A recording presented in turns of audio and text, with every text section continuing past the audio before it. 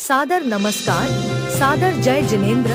क्षमा news channel कहीं भी कभी भी सही और सकारात्मक समाचारों के लिए देखना और सुनना न भूलें। साथ में आपसे विनम्र निवेदन है कि यदि आपने इस चैनल को सब्सक्राइब नहीं किया है तो कृपया अवश्य कीजिए और शेयर और लाइक करना ना भूलें। संत शिरोमणि परम पूज्य जैन आचार्य श्री विद्यासागर जी महाराज के शिष्य पूज्य जैन मुनि श्री विनम्र सागर जी महाराज ने कहा कि जीवन में बार बार संकटों का रोना क्यों, रोटी कपड़ा मकान तो है लेकिन ब्रांडेड चाहिए। यह बात कही मुनि श्री ने एक सवाल के जवाब में। लीजिए सुनिए। धर्म और समाज के कार्यों में संलग्न रहता है और लगातार उसके ऊपर संकट और महासंकट उसके ऊपर आते रहते हैं, तो वो कैसे सहन करे गुरुदेव? ऐसे आप हमें इसका उत्तर दें कि वो अपनी पूरी शक्ति लगा दे, उसके बाद भी संकट को नहीं संभाल पाता है। ऐसे कौन से कर्म हैं, ऐसे कौन से खल कर्म हैं जो हम लोगों के लिए परेशान करते हैं? गुरुदेव कृपया से। बहुत अच्छा प्रश्न है, प्रश्न की अनुमोदना है। आप जब कभी भी आपके ऊपर कोई बहुत ज़्यादा प्रतिकूल परिस्थितियाँ आएँ, उस वक्त अपने से भी प्रतिकूल जीवन जी चुके हुए लोगों की ओर दृष्टिपात करिएगा। आपके ऊपर अभी पांडव जैसा संकट तो नहीं आया होगा। पांडव के ऊपर संकट आया था, लोह मही आभूषण गढ़ के ताते कर पहनाए, आभूषणों की श्रृंखला को आग में गर्म करके उनके गले में पहना दिया था। ऐसा संकट तो नहीं आया ना अभी जीवन में। गर्भ में से 2 बच्चों का गर्भ हो और पति खुद जंगल में छोड़ दे, अभी सीता जैसा संकट तो नहीं आया ना जीवन में।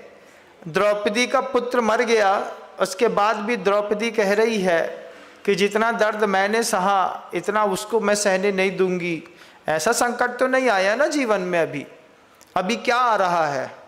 पैसा नहीं है, छोटी सी बात, धन का लाभ नहीं मिल रहा है तो भोग और उपभोग करने में असक्षम हो रहे हैं। पैसे के संकट को संकट नहीं कहते।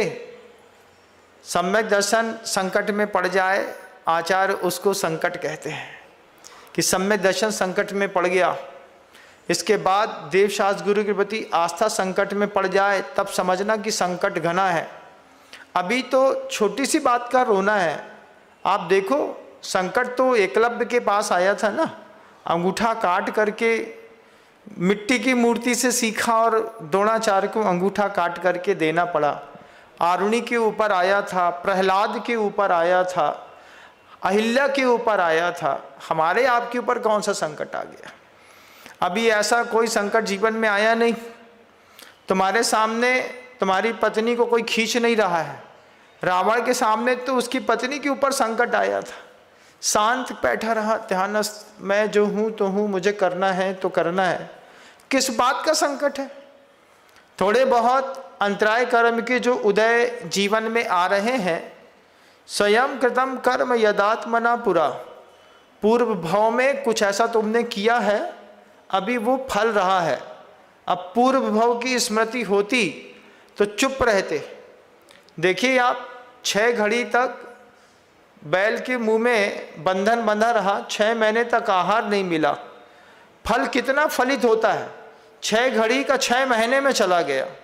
22 घड़ी तक का जिनबिंब छिपाया था अंजना ने, तो 22 साल तक पवनंजय के साथ वियोग बना रहा। 22 घड़ी का 22 साल में कन्वर्ट हुआ। किस बात के लिए रो रहे हैं? मकान नहीं बना पा रहा इसलिए, बच्चे को कॉन्वेंट स्कूल में नहीं पढ़ा पा रहा इसलिए, आवश्यकता की पूर्ति के लिए अभी तुम्हारा इतना पुण्य है। अगर तुम्हें रहने के लिए छत चाहिए है तो छत मिलेगी, छत होगी। रोड में तो नहीं सोते ना। संकट तो उनके ऊपर है जिनके ऊपर बम्बई में रात को गाड़ी चढ़ा दी जाती है। संकट उन लोगों की, उन जानवरों के ऊपर है, गौवंश के ऊपर, जिनको उतार दिया जाता है। काहे का संकट है? अभी कोई संकट वंकट नहीं है, फालतू में रोने की आदत है। मकान में रह रहे हो, हाँ ये जरूर होगा खुद का मकान नहीं होगा, लेकिन किराए के मकान में सही छत तो है, नंगे तो नहीं घूम रहे ना, कपड़े तो पहने हो ना अच्छे से। हाँ महाराज, कपड़े भी पहने हैं। खाने के लिए ऐसा तो नहीं है कि कचड़े के ढेर से चावल उठा करके लाना पड़ता हो और खाना पड़ता हो। अरे नहीं महाराज, पत्नी घर में बना देती है गरम चावल के ऊपर। बताइए, जो लोग कहते हैं कि हम संकटग्रस्त हैं, जैन परिवार का ऐसा कौन सा जैन है जो रोटी में घी लगाए बिना रोटी खाता हो? आप बताइए, एक परिवार नहीं मिलेगा। डायबिटिक पेशेंट हो जाए तो बात अलग है, अभी खुद ना खाए तो बात अलग है। ऐसे में अगर आप कहें कि हम धर्म करते हैं और हमारे ऊपर संकट आ रहा है, इससे गहरे संकट तो आपके जीवन में नहीं आए होंगे। ये छोटे छोटे संकट हैं। धन का अभाव। गुरुदेव हमेशा कहते थे कि आदमी की आवश्यकता की पूर्ति बहुत कम में हो जाती है, इच्छाओं की पूर्ति के लिए आदमी जिंदगी भर रोता है। रोटी चाहिए थी, आपको मिल जाएगी आपके घर के अंदर। पहनने को कपड़ा चाहिए था, मिल जाएगा आपको आपके घर के अंदर। आपको छत चाहिए है, छत मिल जाएगी। रोटी कपड़ा मकान प्राथमिक आवश्यकता है, मिल जाएगा। अब तुम्हारा मन बार बार बोल रहा है ब्रांडेड चाहिए। बड़ी होटल में पत्नी को लेके ना गए तो जीवन बर्बाद है। इच्छा है, डिजायर। अगर हमने लिवाइस 69 या इंटरनेशनल कोई दूसरा ब्रांडेड कंपनी का कपड़ा ना पहना तो ऐसा लगता है कि हम अपने बच्चों को कुछ दे ना पाए। डिजायर के लिए रो रहे हैं। आप अपनी इच्छाओं के लिए पगलाए हैं।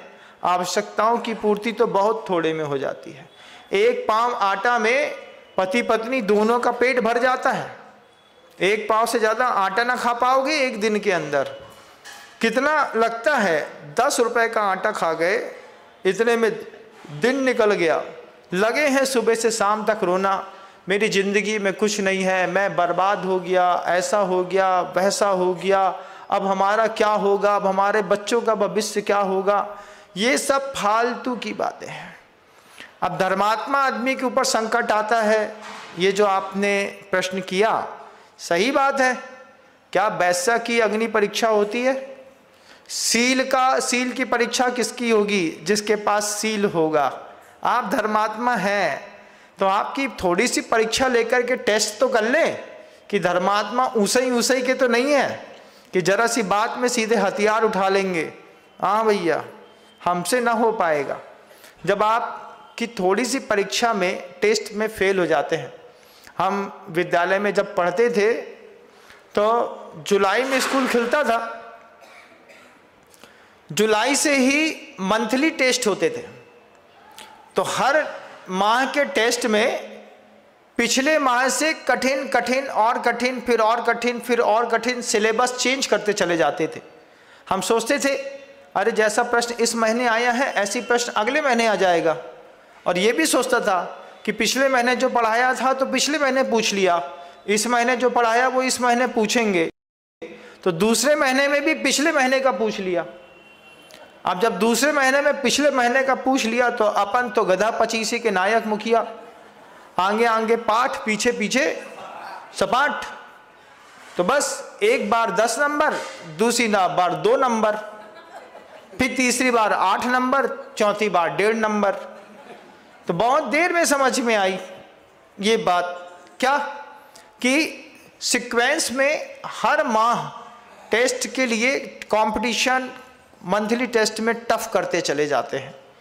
जब परीक्षा होनी होती है उसके पहले का मंथली टेस्ट इतना ज़बरदस्त होता है जिसको अगर आपने ढंग से दे दिया तो आप मेन एनुअल एग्ज़ाम में भी बहुत अच्छे से पास हो जाएंगे।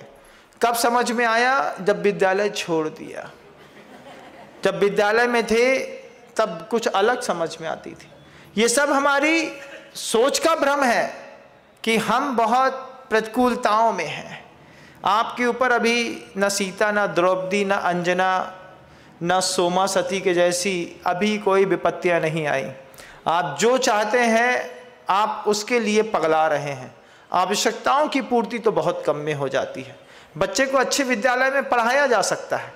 अब चूंकि पड़ोसी का बच्चा 2 लाख वाले में पढ़ता है तो हम भी वहीं पढ़ाएं। सरकारी स्कूल में भी पढ़ाओ, वहाँ से पढ़ने वाले भी प्रधानमंत्री बन जाते हैं। उनके तेज पुण्य होना चाहिए। ज़िंदगी में जिसके पास पैशन है जिसके पास जुनून है उसको किसी बात की कोई तकलीफ नहीं है। जो अपने खुद के जुनून से हारा वो महाराज के पास आके रोएगा, भगवान के पास आकर के रोएगा। तुमने बीज बोया था, आज निकल रहा है, उस फसल को सावधानी से काटो। विपत्ति के समय में धैर्य रखो, हमेशा नहीं रहती। भोपाल में एक पागल महिला थी, वो विदिशा में चातुर्मास के दौरान हम लोग के पास आई। वो बार बार चिल्लाती थी, हमको देखती थी और मुस्कुरा के बोलती थी, मुसीबत में किसी से कुछ नहीं मांगो। हमने कहा था ये हमको देखती है और पगलाती है। फिर 4 लाइन सुनाई उसने, मुसीबत में कभी भी किसी से कुछ मत मांगो, मुसीबत 4 दिन की, एहसान जिंदगी भर का।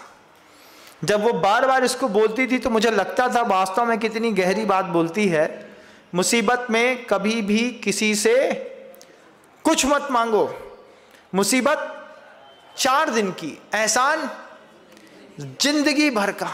जब वो आदमी दिखेगा तभी ये बात बोलेगा, क्यों भूल गए, तुमको हमने बचाया था। महाराज इनका तो घर बिक गया था, उस वक्त हम ही ने इनको 2 लाख रुपए दिए तब जाके ये बचे। बारे आज हम करोड़पति भी हो जाएं लेकिन तुम अपने 2 लाख का गाना जिंदगी भर गाओगे। मुसीबत में कभी भी किसी से कुछ मत मांगो, मुसीबत 4 दिन की, एहसान जिंदगी भर का। क्षमा न्यूज चैनल देखने के लिए आपको बहुत बहुत धन्यवाद। सादर प्रणाम। सादर जय जिनेंद्र।